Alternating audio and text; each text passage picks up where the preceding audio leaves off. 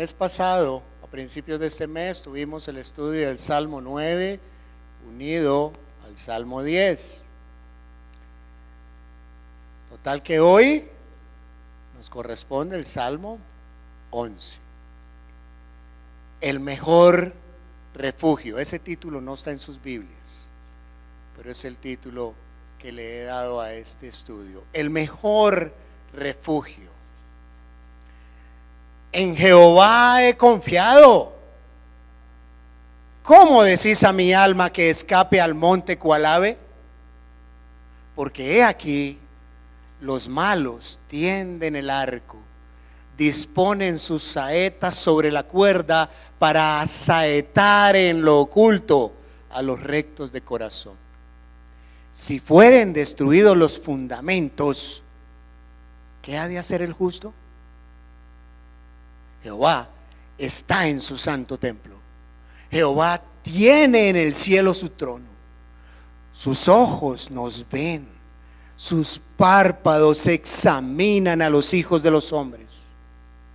Jehová prueba al justo, pero al malo y al que ama la violencia, su alma los aborrece. Sobre los malos hará llover calamidades, fuego y azufre, viento abrasador será la porción del cáliz de ellos. Porque Jehová es justo y ama la justicia. El hombre recto mirará su rostro. ¡Qué bendición! Salmo 11. El mejor refugio para estar está en el centro de la voluntad de Dios. Ustedes saben qué pasa en el centro. Cuando yo leí esto hace años, lo primero que vino a mi mente fue un tornado. ¿Qué pasa con el tornado? Arrasa. Pero ¿qué pasa en el centro del tornado? Es el sitio más seguro. En el ojo. El ojo del huracán. El mejor refugio para estar está en el centro de la voluntad de Dios. ¿A dónde ir cuando aparecen los problemas en nuestra vida? Bueno, lo mejor que uno puede hacer es refugiarse en las promesas de seguridad que Dios nos da. El lugar más seguro para cualquier cristiano siempre, siempre ha de estar en el centro de la voluntad de Dios. La más dura batalla que todos aquí, todos vamos a tener que librar en nuestra alma, y es una batalla diaria, cotidiana, será la duda de a quién acudir cuando surjan los problemas en la vida. Pues cuando eso pase, solo tendremos dos refugios, dos opciones. Como dice el pasaje, o nos vamos al monte cual ave, o nos refugiamos en Dios. O buscamos nuestro propio refugio, o el que nos ofrece Dios.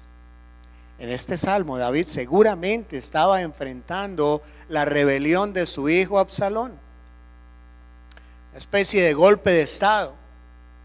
Y los amigos que estaban acompañando a David, que seguramente también lo habían acompañado antes cuando Saúl lo perseguía, le dieron el mismo consejo.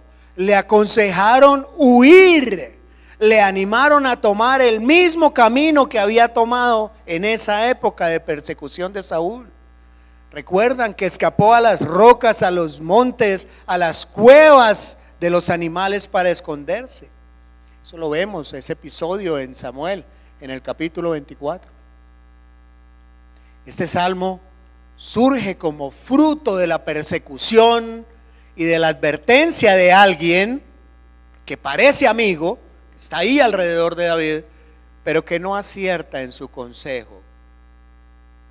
David reacciona molesto, incluso parece airado con ese aviso de que huya. Están diciendo, huye, escóndete. Sus amigos, bien intencionados seguramente. Ahora, para poder entender mejor este salmo, lo he dividido en tres partes. La primera se ha titulado El miedo. ese que se apodera de nosotros cuando hay circunstancias adversas. El miedo se enfrenta a nuestra fe. La segunda parte la he titulado La reacción. Esa reacción del justo ante ese miedo. Y la tercera, la fe. La fe del justo que vence al miedo. Vamos a ver la primera. Abramos nuestras Biblias en el Salmo 11, versículo 1 y 2. Vamos a ver la primera, el miedo. En Jehová he confiado, responde airado David. ¿Cómo decís a mi alma que escape al monte cual ave? Porque he aquí los malos tienden el arco, disponen sus saetas sobre la cuerda para asaetar en oculto a los rectos de corazón. Como vemos en el versículo 2, es en donde está la circunstancia por la cual está pasando David. Estaba siendo perseguido por enemigos, unas personas que deseaban su muerte, que lo querían acorralado para matarle. No eran pues circunstancias suaves, no eran circunstancias de esas en donde estaríamos tranquilos y confiados. Bueno, mis amados, muchas de las circunstancias que nos rodean en la vida son así. David era uno de esos rectos de corazón que vemos en el versículo 2. Y era recto de corazón no porque él fuera recto en sí mismo, sino porque deseaba seguir el consejo de Dios a través de su palabra. Era su actitud lo que lo hacía recto de corazón. Hoy nosotros también somos esos rectos de corazón, pero al igual que con David, nosotros no somos rectos porque lo seamos en sí mismos, sino porque hemos decidido seguir a Cristo para que Él sea el que nos limpie con su palabra y así poder ser sensibles a su voz. La podemos leer, podemos escucharle en las Escrituras. Solo los rectos de corazón, aquellos que han decidido seguir a Cristo, los que han puesto su vida en manos del Señor, podrán decir lo que dice el versículo 1. En el Señor he confiado. ¿Cómo me va a decir a mi alma que escape? Y que escape al monte como si fuera un ave, un animal. No es fácil confiar en el Señor, ¿cierto? No es fácil. Recuerdan en el Salmo 9, en la exposición del Salmo 9, decíamos que confiar en el Señor es sencillísimo cuando las cosas marchan bien. Sí, pero y en los momentos en que no todo funciona bien, nuestra fe se ve confrontada. Cuando se complican las cosas, ahí es cuando nuestra fe se pone a prueba. ¿Soy yo quien domina la situación? Entonces todo está bien, porque la flecha no me está apuntando. Pero cuando la flecha me apunta a mí, es ahí en donde descubro que solo tengo dos opciones: o mis posibilidades de escapar, o refugiarme en el Señor y en su protección. David se había escondido ya en la montaña cuando Saúl lo había perseguido años antes, cuando Saúl era el rey. Hoy, cuando nos queremos escapar de algo, nos escondemos. A veces hasta nos marchamos a otra ciudad, incluso a otro país, y así poder escapar de las circunstancias que nos aterrorizan. Un divorcio, un fracaso en una relación personal, una quiebra económica, una situación de inseguridad o cuando la violencia se desata. Escapar al monte es el consejo del mundo. Y eso va a ser lo que muchos amigos nos digan, nos aconsejen. Eso va a ser lo que la sociedad nos ponga enfrente. Eso va a ser inclusive lo que el psicólogo te va a decir. Cuando las circunstancias son adversas, márchate al monte. Eso lo vas a escuchar y lo vas a escuchar muchas veces. Escapa de tus problemas, márchate y descánsate. Tú lo mereces. Apártate, Apártate de las circunstancias y verás que la espuma bajará y todo volverá a su cauce. Todo será nuevamente como antes, todo se arreglará. Escapa al monte cual ave. Ese tipo de consejos no suelen ser los consejos correctos, pero suelen ser los que nos dan los profesionales, los que nos dan inclusive nuestros familiares, nuestros amigos, a veces con buena intención, por supuesto, a veces con buena intención, pero equivocados. Nos suelen recomendar que escapemos, es decir, que arreglemos las cosas rápido por nosotros mismos en vez de confiarle a Dios nuestros problemas y enfrentar la situación juntos. ¿Quiénes? ¿Ellos y nosotros? No, juntos, Dios y yo, operando, obedeciendo. Sí. Podemos vencer esa situación a través de la fe, y eso es lo importante, porque hay que vencer a través de la fe.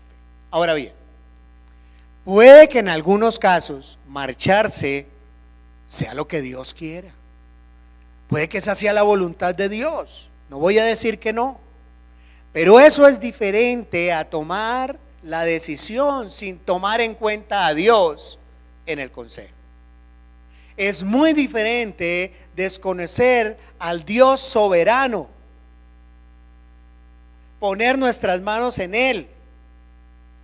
Y si Él nos confirma, entonces sí.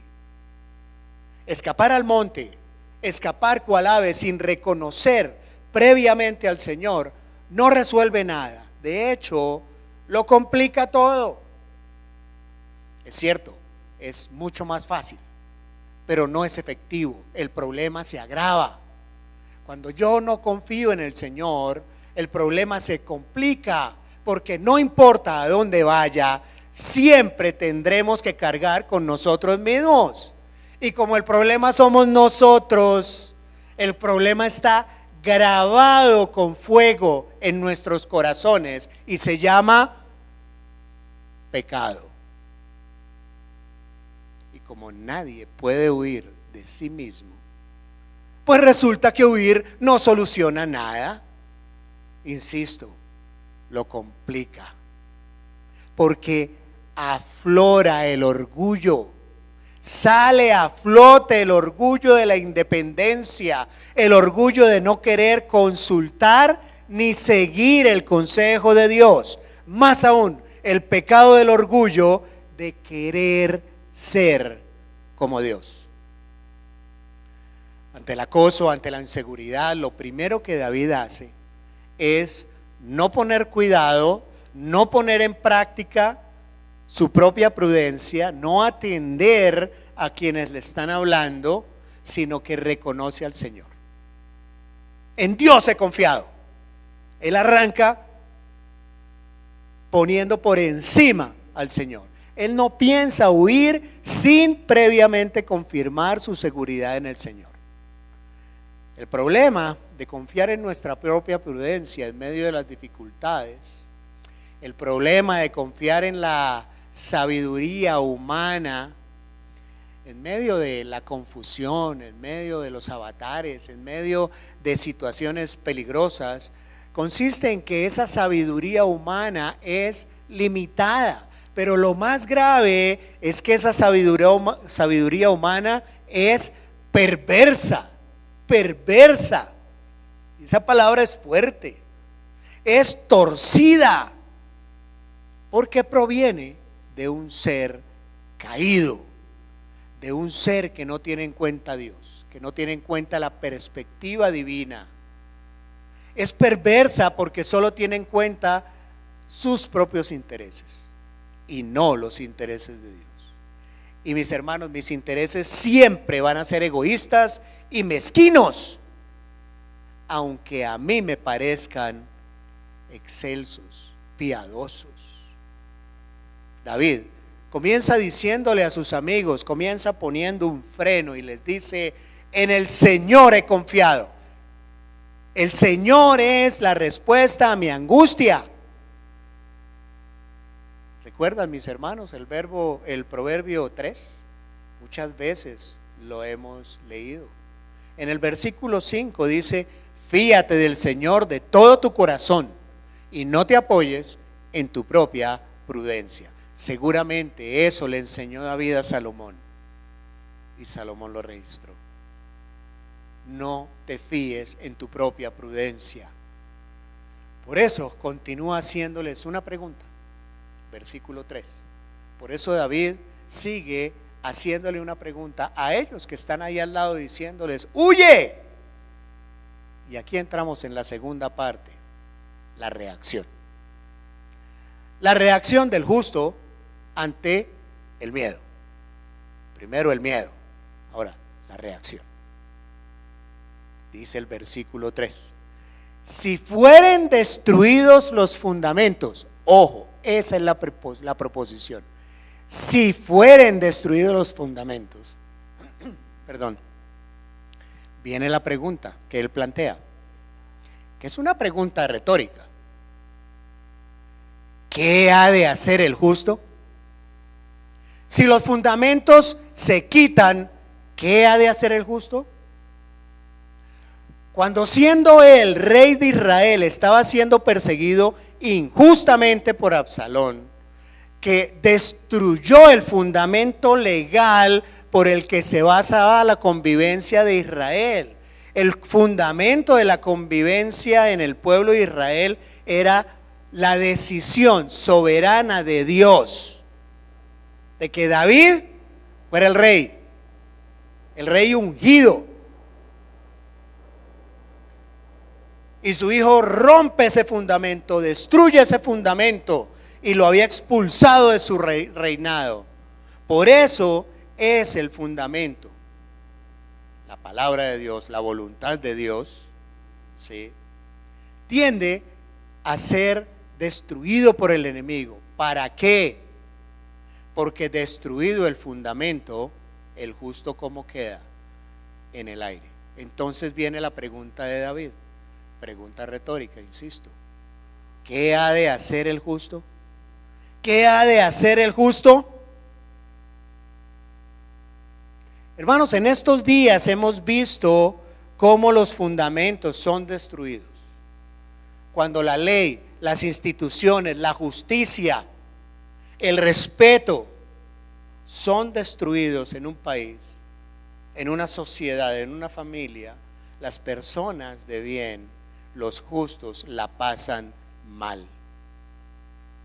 En el país donde triunfa el caos y los fundamentos son destruidos, esos fundamentos en los que se basa la convivencia son destrozados y son los malvados los que campan a sus anchas. Son los malvados los que disfrutan.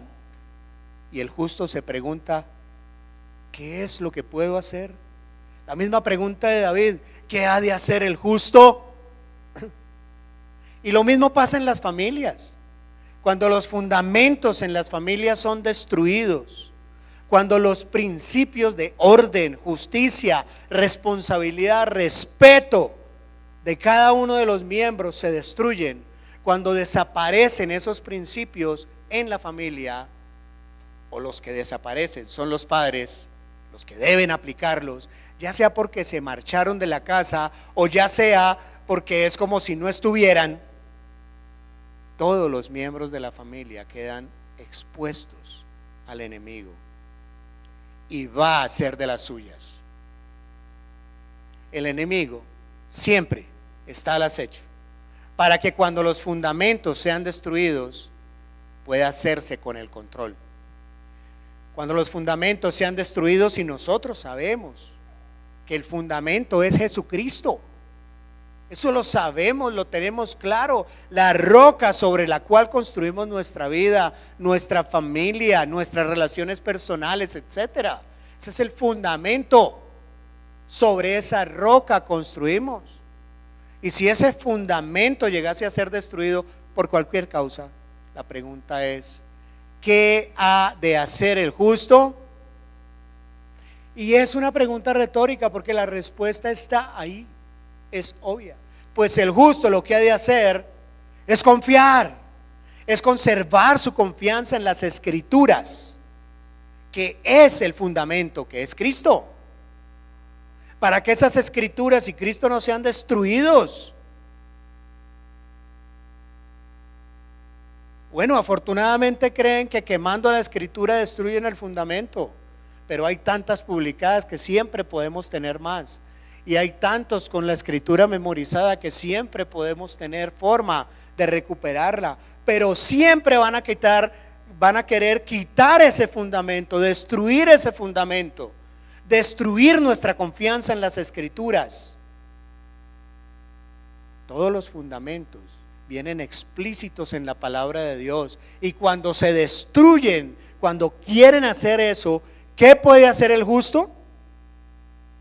Bueno, obviamente no es abandonarlos. Por eso la pregunta en boca de David es retórica. Es una pregunta que ya sabemos la respuesta. Los fundamentos han de ser restablecidos.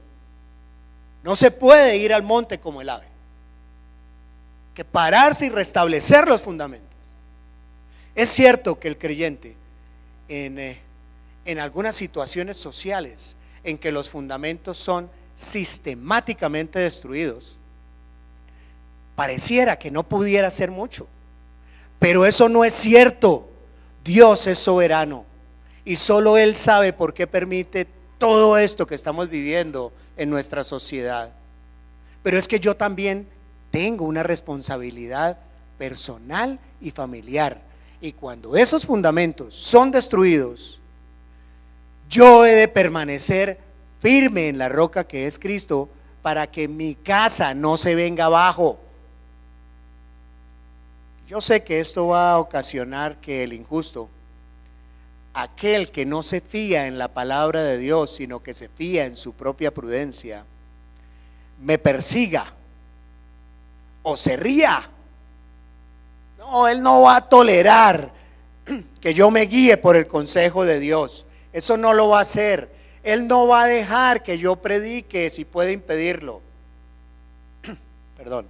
El fundamento, que es la palabra y sus diseños para la iglesia y para la familia, han sido siempre y especialmente hoy atacados por los injustos. Y entonces es ahí donde sabemos qué es lo que debemos hacer. No debemos subir al monte cual ave. Debemos quedarnos a luchar la batalla, a pesar de que yo sé que el enemigo está desde la sombra con el arco escondido, cual cobarde miserable, desde las sombras, tensando el arco con la flecha preparada para matarme, para anularme, para que me vaya mal. El justo no puede escaparse a una posición más segura que el centro de la voluntad de Dios. Ahí tiene que destacarse. No puede escaparse y abandonar la defensa del evangelio, aunque piense que no conseguirá resultados defendiendo el evangelio, porque mis hermanos, conseguir resultados no depende de mí, depende del Señor.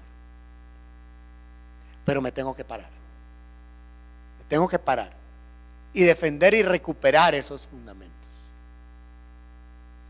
Hemos dicho al comenzar este salmo que el lugar más seguro para cualquier cristiano siempre va a estar en el centro de la voluntad de Dios. Y esa voluntad de Dios comienza por la cruz. Así que como con Cristo estoy juntamente crucificado, ya no lloro yo, ya no me quejo yo, ya no me escondo yo, ya no, sino ya no vivo yo, sino que Cristo vive en mí. Eso es lo que implica que un cristiano sea la persona más valiente de este mundo, porque ha muerto para sí mismo, para que sea hecha la voluntad de Dios en él.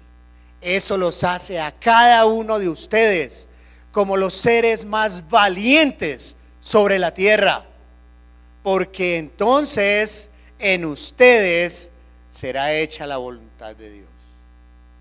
¿Quién hace eso? Eso no lo hace cualquiera. Eso no lo hace cualquiera. Muchos pueden llamarse de nombre cristianos, y hay muchos que se llaman de nombre cristianos, pero discípulos, hijos, eso es algo diferente. De esos pocos. Fíjense que en estos 3 primeros versículos vemos a un hombre justo. Y no ha habido hombre más justo en la tierra que Jesucristo. Jesús nos da un ejemplo espectacular, espectacular. Ustedes recuerdan ese episodio, está registrado en Mateo capítulo 16, cuando Jesús le dice a sus discípulos que es necesario que Él fuera a Jerusalén a padecer. Eso está en Mateo capítulo 16, versículo 22. Él le dice a los discípulos que era necesario ir a padecer, ¿sí? Y en el versículo 23 le dice: entonces Pedro, tomándolo aparte, comenzó a reconvenirle, diciendo: Señor, ten compasión de ti. En ninguna manera eso te acontezca. Pero él, Jesús, volviéndose, dijo a Pedro: quítate de delante de mí, Satanás. Me eres tropiezo, porque no pones la mira en las cosas de Dios, sino en las de los hombres. Parafraseando, es decir, yo en mi propio lenguaje y con influencias juveniles, es como si dijera: en mi Padre he confiado, Pedro. ¿Cómo es que le dices a mi alma: escapa al monte cual ave? Pedro, ten compasión de ti. En ninguna manera te acontezca eso. No sea que los malos tensen el arco y disponen sus flechas sobre la cuerda para disparar en lo oculto a los rectos de corazón. Pero Pedro, quítate delante de mí, porque no pones la mira en las cosas de Dios, sino en las de los hombres. Pedro estaba haciendo lo mismo que hicieron los amigos de David. Estaba diciéndole al Señor: ¿cuál que tienes que ir a Jerusalén a sufrir? Huye, huye, no lo hagas. Es más, valórate. Eso es lo que le trató de decir. Qué frase tan engañosa, y nos la dicen todos los días: valórate. Y la respuesta del Señor fue: apártate de mí, Satanás, porque no me estás escuchando. No estás escuchando. No me estás escuchando. No estás escuchando a Dios. Apártate. Qué ejemplo, qué reacción tan increíble la del Señor. Viendo esa reacción, entonces ahora podemos entender mejor estos versículos. Los justos siempre van a recibir amenazas de la sociedad. Los justos siempre van a recibir amenazas en donde están viviendo. Y hoy estamos viviendo en un siglo exactamente igual, en donde nos amenazan como congregación, nos amenazan como creyentes, nos amenazan como iglesia, nos amenazan como individuos. El enemigo pone dificultades enfrente de nosotros, y acuérdense, él vino para hurtar, matar y destruir. Así que salir corriendo no es precisamente lo que un justo ha de hacer. No puede ser así. Debo permanecer en el Señor. La actitud de Pedro provino del miedo,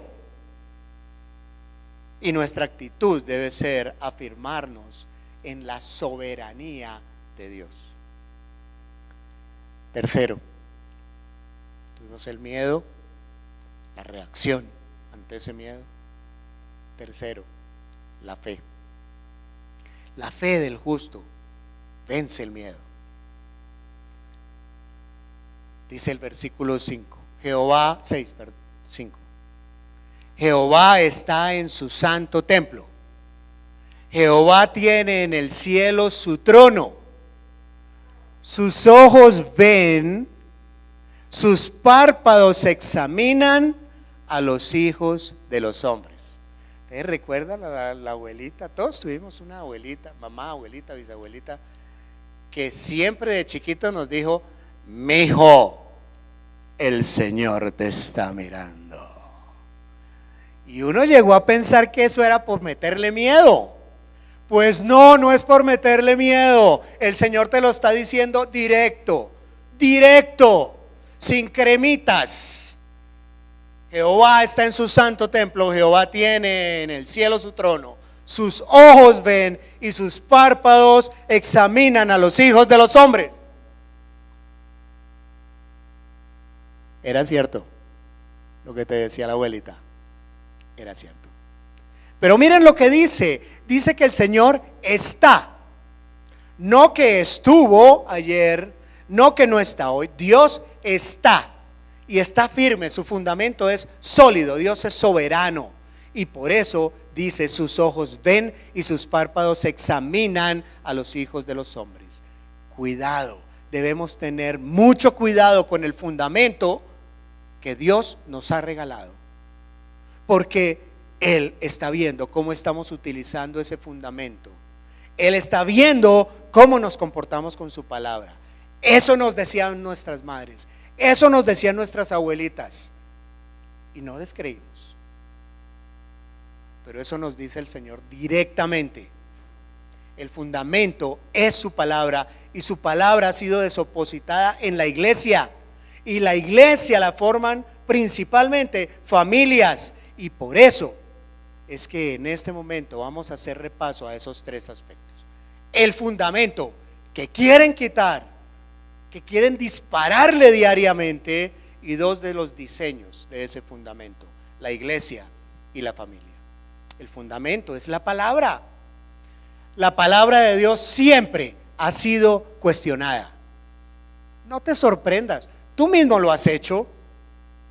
Hace unos meses, hace unos años, tú cuestionaste la palabra de Dios. De hecho, aún después de tener al Señor en nuestra vida, cuestionamos la palabra de Dios. Siempre ha ocurrido en todas las culturas, en todas las épocas, en todas las clases sociales, en todas las familias. Siempre se ha cuestionado a la Escritura, desde el mismo inicio de la creación. O si no recuerden, Génesis 3. Lo hemos recordado varias veces en este púlpito. Con que Dios ha dicho, no comáis de todo árbol del huerto, le dice la serpiente a la mujer. Y desde ese mismo instante en que el hombre fue creado, la palabra de Dios ha sido cuestionada. Y cuestionada con mentiras y con falsedades y con tergiversaciones, tratando de menoscabar la palabra de Dios, porque es el fundamento, tratando de diluir la palabra de Dios, porque es el fundamento que Dios nos ha dado, el que ha dado para tu familia, para que llegue a buen puerto. Por eso es que el justo no puede, ante la destrucción de ese fundamento, huir al monte como ave para esconderse, para no ser cuestionado, para no ser perseguido. Tampoco puede conformarse a este mundo para así ser aceptado. No, tampoco puede quitarle el filo a la espada. ¿Cuál es la espada? La palabra de Dios. Tampoco puede quitarle el filo a la espada para que sea más diplomática, para que no hiera a alguien, para que en esta sociedad en donde ya no se puede hablar, porque si alguien es herido, lo miran a uno como si fuera un violador de derechos humanos. No podemos limar, no podemos apompar esa espada. La espada tiene que estar afilada, tiene que dividir, y si le quitamos el filo a esa espada, ya no va a dividir, no cumple su función. Por lo tanto, no va a servir, no va a hacer luz en las tinieblas. Eso es lo que hace la palabra de Dios. No va a escudriñar corazones, no va a dividir lo que está bien y lo que está mal. Si le quitamos el filo a la espada, entonces ya no cumple la función, y solo para ser aceptado socialmente. Si le quitamos el filo a la espada para no ser perseguidos, no tenemos el fundamento, que es la Escritura. Ahora bien, de la palabra surgen otros diseños. La iglesia a quien se le ha dado el evangelio de Jesús. Es la iglesia a quien se le ha dado la verdad. No se le ha dado a los gobiernos, no se le ha dado a los poderosos, se le ha entregado a vasos de barro, sucios. Eso es la iglesia, eso soy yo, eso eres tú, vasos de barro, y se nos ha dado la verdad no para guardarla, sino para proclamarla. Somos llamados a ser la sal de la tierra, la luz del mundo, y lo decimos descaradamente, porque ni somos sal ni luz. Para eso ha sido entregado a la iglesia, para eso la verdad del evangelio fue depositado en la iglesia. Y la luz solo tiene efecto cuando es mostrada, no cuando es escondida. Cuando se esconde no tiene efecto. La sal solo tiene efecto cuando es espolvoreada sobre los alimentos para prevenirlos de la podredumbre, de la corrupción. Y ese es nuestro papel, ese tiene que ser nuestro papel. La luz se pierde si la escondes. La sal no sirve si está guardada. Y los que no quieren arrepentirse procuran humillarte con burlas para que te calles, y lo logran algunas veces para vergüenza nuestra. Y si no consiguen silenciarte con escarnios, procurarán tensar la cuerda del arco para disparar en lo oculto a los rectos de corazón, como pasa en muchos lugares del mundo. Miren, la verdad de Jesucristo es innegociable. Si negociamos la verdad, ¿qué ha de hacer el justo? Si negociamos la verdad, ¿qué ha de hacer? ¿Morirse al igual que se muere el resto? No, porque nuestro fundamento es Cristo. Ellos creen que la ciencia los puede salvar. Ellos creen que la ciencia les va a dar la solución. Sin embargo, después de muchos años, comprobamos que la ciencia no ha salvado a nadie. Sí, la ciencia es una bendición de Dios a los hombres, pero nunca va a poder sacar al hombre de esa deriva moral en la que se encuentra. Creen que los gobiernos los pueden salvar, pero después de muchos años comprobamos que los gobiernos nunca podrán sacar al hombre de esa deriva moral en la que se encuentran. Y a pesar de la cantidad de recursos absurdos que manejan, jamás podrán hacer lo que la iglesia está llamada a hacer, y es ser sal y luz del mundo. Y la iglesia somos tú y yo, y es la iglesia la que tiene el poder, porque es la iglesia la que tiene la palabra. Puede que no tenga los billones, pero tiene el poder porque tiene la palabra. ¿Sí? Es la palabra la que da testimonio que solo Jesucristo puede transformar las vidas de las personas, no la psicología, no la sociología, no la política, no los gobiernos, no la ciencia. Y cuando la iglesia, mis hermanos, escuchen muy bien esto, cuando la iglesia, para ser admitida, se dedica a otras cosas, se dedica a no sacarle filo a la espada para no ofender, se dedica a otras cosas para ser aceptada por el mundo, y ojo, tenemos esa tendencia, entonces la iglesia ha perdido su fundamento, ha perdido la base sobre la cual se sustentan, y por lo tanto tampoco podrán influir en la sociedad. Simplemente se han conformado a la sociedad. Y para evitar eso, debemos conocer a nuestro Dios, porque Dios con sus ojos ve y con sus párpados examina a los hijos de los hombres. Y alguien me podrá decir después del servicio, aún furioso, y acepto que me lo diga: ¿y por qué nos tiene que hablar tan duros? ¿Es que usted es muy perfecto? Porque es que no soy yo el que lo está diciendo. Yo no soy la abuelita que te está diciendo: pilas, mi hermano, porque Dios te está mirando. No soy yo el que lo está diciendo, es Dios, es la palabra de Dios. Yo estoy leyendo, yo soy el mensajero. A mí no me la monten, a mí no me vengan a mirar feo. Yo soy el mensajero. Dios es el que está diciendo: pilas, te estoy mirando, deja de pervertir el diseño. Deja de suavizar el fundamento. ¿Sí? Familias fuertes hacen individuos fuertes y conforman sociedades fuertes. Entonces, cuando se ataca a la familia, no hay fortaleza. Ah, no, es que ahora los muchachos no quieren casarse. ¿No han escuchado eso? Uy, se escucha por todo lado. Los muchachos no quieren casarse. ¿Así? Y entonces, ¿por qué carambas salen todos esos que no quieren casarse a defender el matrimonio homosexual? ¿Por qué? ¿No que no les gusta el matrimonio? ¿No que no quieren casarse? Ah, sí, pero en contra del diseño de Dios. Eso sí lo defienden y salen como perros furiosos a defenderlo. No, pero usted está hablando muy duro desde ese púlpito. Y lo pueden, ojo, se puede meter en problemas, porque es que en Colombia la ley me importa un carajo.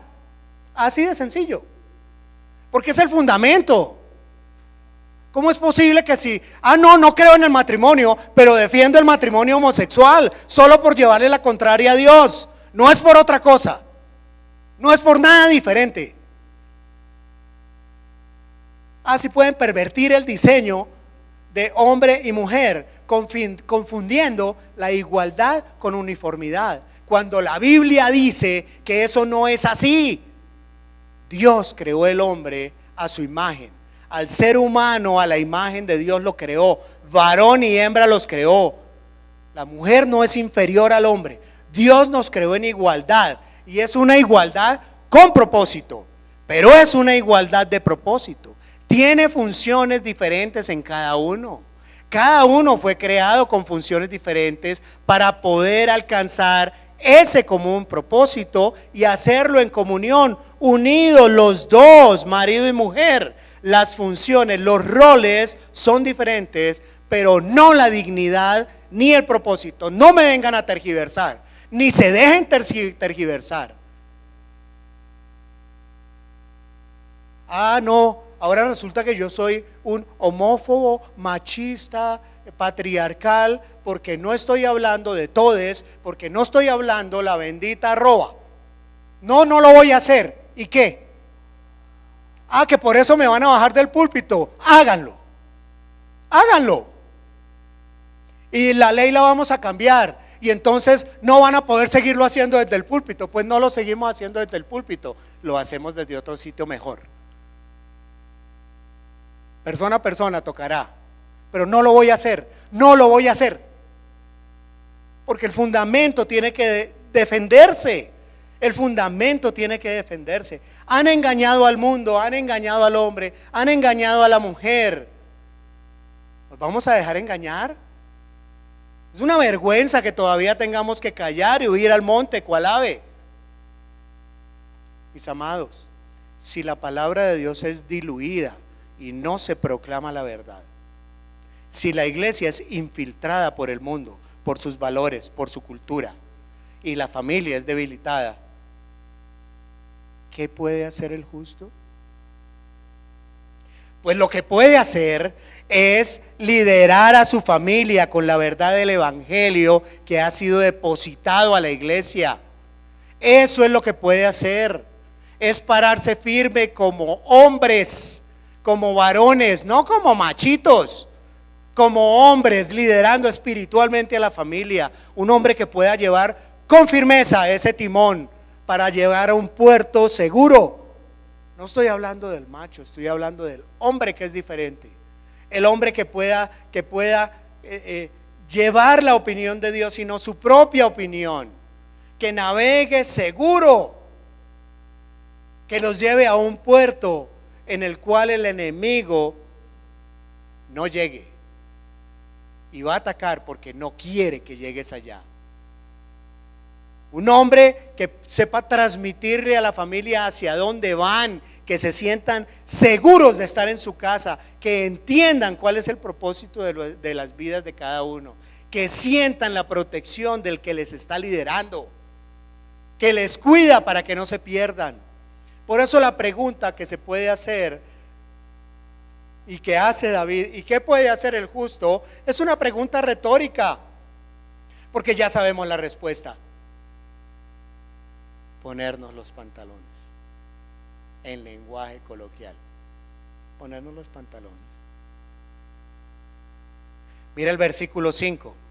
Jehová prueba al justo, pero al malo y al que ama la violencia, su alma aborrece. Oh, aquí tenemos dos proposiciones. Jehová prueba al justo, pero lo opuesto, al malo, al que ama la violencia. ¿Otra vez? ¿Los qué? Y yo lo diría duro, para que la mitad de los que se dicen iglesia, que dicen no, falso profeta, Dios no aborrece, mentira, Dios sí aborrece al malo, ahí lo dice, y no lo va a maquillar, no va a sacar la crema número 4 y se la va a echar, eso es lo que dice. Jehová prueba al justo, pero al malo, al que ama la violencia, lo aborrece. Los justos no tienen que temer por las consecuencias, pero sí los malvados. Claro, siempre están los que manipulan diciendo, uy, qué Dios tan malo. Pues no, qué Dios tan bueno, qué Dios tan bueno, porque la bondad de Dios es inseparable de su justicia, y la justicia demanda juicio, y el juicio demanda una sentencia, y la sentencia del pecado es muerte, y esa muerte fue llevada en la cruz. Y si alguien cree que se va a poder liberar de ese castigo por poner carita bonita, no, eso no va a pasar, eso no va a pasar. La ira de Dios está reservada para erradicar la maldad de la tierra, la injusticia de la tierra, y nosotros también seríamos erradicados si no estuviésemos vestidos con la sangre de su Hijo Jesucristo, porque no hay nadie bueno, solo hay justificados. Nadie puede decir yo voy a obtener salvación porque soy bueno, pero todos podemos humildemente decir, Señor, gracias porque me has dado la salvación, porque he sido justificado por la sangre de Cristo, no por lo que yo hice, por lo que hizo Cristo. Porque Jehová es justo y ama la justicia. El hombre recto mirará su rostro. ¡Tin! Dios mira al hombre, todos. Y aquí ya decanta. Y el hombre recto mirará su rostro. ¿Quieres ver el rostro de Dios? El hombre recto mirará su rostro. Esa es la naturaleza de Dios. Dios es justo. Por eso ama la justicia. No es al revés. No es que ama la justicia y por eso es justo. No, ser justo es su naturaleza y eso no lo puedes cambiar. Ahí solo hay dos opciones. O Dios cambia o Él nos cambia. Y si Él cambia, dejaría de ser Dios. No puede cambiar esa naturaleza de justicia. Dios no puede ver, no puede escuchar a un pecador. Solo lo puede ver y escuchar a un justificado a través de la sangre de Cristo. Y con esto termino. Hay creyentes que pueden llevar 30, 40, 50 años, pero son 30, 40 o 50 años presos, cautivos de la vergüenza, de la derrota, y viviendo en una cueva del monte. ¿Cuál ave que huye? Ya ni siquiera se acuerdan de lo que es ser libre. ¿Cómo puede ser eso? ¿Cómo puede ser, hermanos? Porque han perdido el fundamento, porque ya no confían en el fundamento de la palabra, y el fundamento se ha de adquirir y se ha de sostener y se ha de mantener por fe, no por vista, es por fe, para luego poder ver el rostro de Dios, ese que está viendo a todos, pero que solo tenemos el privilegio nosotros de poderle ver a su rostro. Así lo ha decidido Dios. Yo no me lo inventé. Y eso es por fe. El justo por la fe vivirá. El justo no vive por lo que ve ni por lo que toca. Vive por la fe. Es por la fe, no por la vista. Por eso, muchos cristianos cuando no ven, rápidamente salen escapando al monte cual ave. Así que si hoy estás pensando en ir a la montaña cual ave, o si estás escapando de tu Señor, ¿por qué dudas de su provisión para ti? Porque todavía no le ves. Recuerda esto: aun cuando los montes, aun cuando la higuera no florezca, ni en las vides haya fruto, aunque falte el producto del olivo y los labrados no den un mantenimiento, y las ovejas sean quitadas de la majada, y no haya vacas en los corrales, con todo, yo me alegraré en el Señor y me gozaré en el Dios de mi salvación. Mis hermanos, no se trata de entenderlo, no se trata de verlo aquí mientras no le veamos cara a cara. Se trata de creerlo, se trata de confiar como un niño en su papá, porque ese es el lugar más seguro para cualquier cristiano. Siempre el centro de la voluntad de Dios. Nunca escapar al monte cual ave. Recuérdalo, escúchalo.